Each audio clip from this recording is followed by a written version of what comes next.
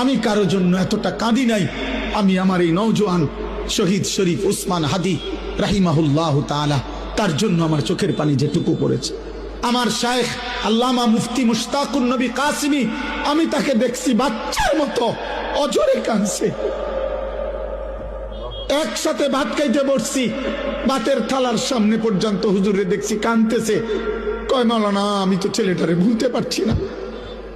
আজকে তোমরা দেখছো, সারা পৃথিবী দেখছে, একজন 33 বছর বয়সের যুবক। এই যুবক ইমানদার ছিল। আমার প্রিয় ভাই, আমার কলিজার টুকরা ভাই শহীদ শরীফ উসমান হাদি রাহমাতুল্লাহ আলাই, এই নওজোয়ান ইমানদার নওজোয়ান 5 ওয়াক্ত নামাজ সে পড়ত প্রতিদিন। খুদার কসম, ফজরের নামাজ সে জামাতে পড়ত, ফজরের জন্য বন্ধুদেরকে ডাকতো। ফজরের নামাজ পড়ে তার সংসদীয় এলাকা, যেখান থেকে সে স্বতন্ত্র প্রার্থী হতে চেয়েছে, সেখানে ওয়ার্কিং করত।